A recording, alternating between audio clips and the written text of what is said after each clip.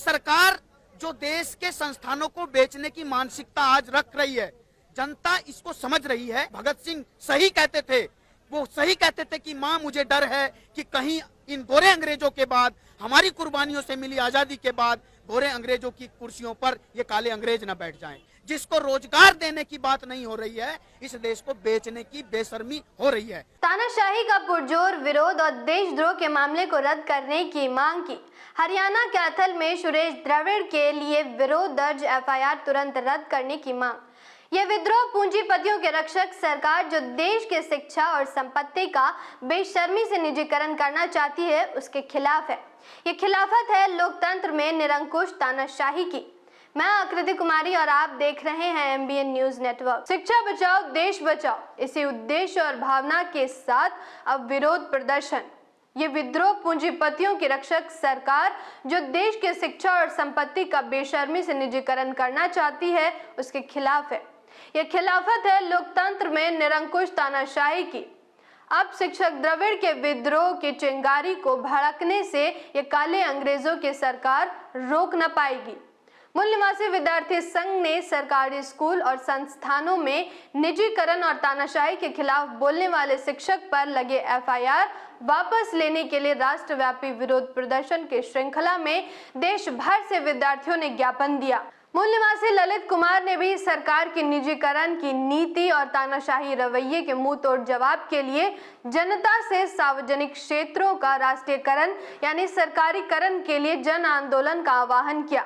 उन्होंने भगत सिंह जयंती पर देशवासियों से हर घर से अपने देश और समाज से सच्ची मोहब्बत करने वाले जाबाज, निडर, निर्भीक संतानों में भगत सिंह पैदा करने की अपील की। उन्होंने युवा और विद्यार्थियों को अपील में कहा कि हमें संवैधानिक मार्ग पर चलकर इस लड़ाई को हिंसा से मुक्त रखते हुए लोकतांत्रिक और वैचारिक युद्ध का रूप देना होगा। विरोध करने वाले लोगों को राजद्रोह का केस लगा के, देशद्रोह का केस लगा के जो ये सरकार कहना चाहती है, जनता पूछना चाहती है आज इस प्रदर्शन के माध्यम से कि आखिर कौन सा आपका घोषणा पत्र था जिसमें आपने लिखा था कि हम देश को बेचेंगे, हम स्कूल को बेचेंगे, हम इस देश के संस्थानों को बेचेंगे, सड़कों को बेचेंगे।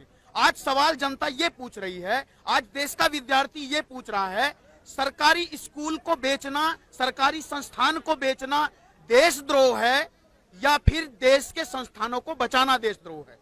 ये सरकार जो देश के संस्थानों को बेचने की मानसिकता आज रख रही है, जनता इसको समझ रही है, जनता इसके विरोध में खड़ी हो गई है।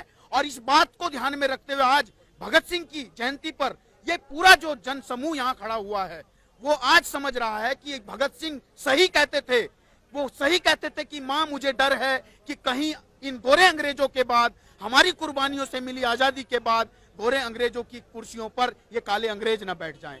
आज इस देश की उन कुर्सियों पर ये काले अंग्रेज बैठे हैं और इस देश को बेच रहे हैं।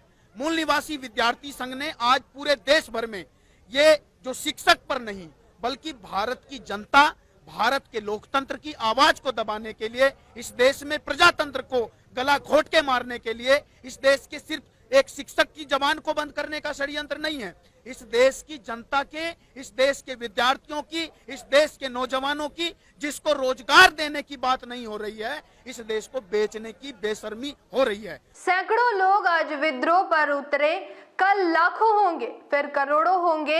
एक दिन जनता जाग जाएगी, फिर ये तानाशाही व पूंजीवादी के रक्षक और जनतंत्र की भक्षक सरकार जनता से बचकर आखिर कहां जाएगी?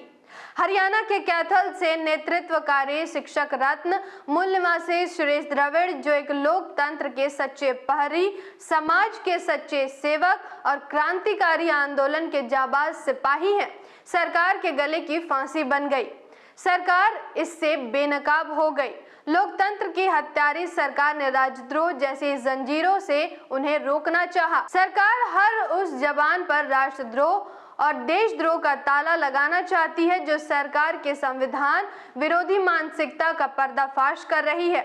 आओ एक मजबूत लोकतंत्र से मजबूत राष्ट्र का निर्माण करें। जानकारी महत्वपूर्ण लगी हो तो वीडियो को लाइक और शेयर जरूर करें। साथ ही चैनल को सब्सक्राइब करके बेल आइकन को प्रेस करें ताकि अगली अपडेट आप तक सबसे पहले पहुंचे। धन्यवाद। जय संविधान, जय भारत।